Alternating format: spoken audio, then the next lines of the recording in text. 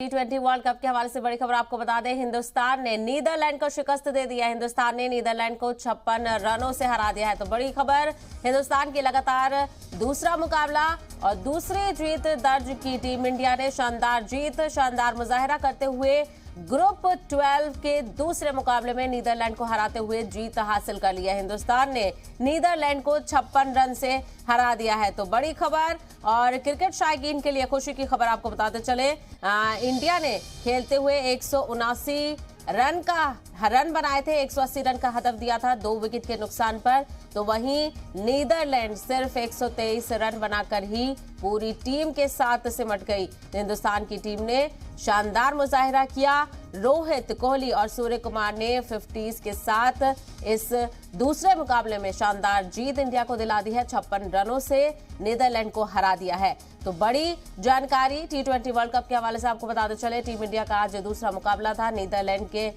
खिलाफ team India आज मैदान पर उतरी थी और गुज़िश्ता मुकाबले की मवाजना करते हुए आज भी हिंदुस्तानी टीम ने शानदार मुजाहिरा किया और नीदरलैंड को शिकस्त दे दिया। हिंदुस्तान ने नीदरलैंड को 56 रन से हरा दिया है। तो वहीं रोहित, कोहली और सूर्य कुमार ने शानदार 50 रन्स बनाए। आपको बताते चले कि 179 रन इंडिया की टीम ने बनाए थे 2 विकेट के नुकसान पर। तो वहीं नीदरलैंड 123 रन बनाकर ही 9 विकेट के साथ आउट हो गया।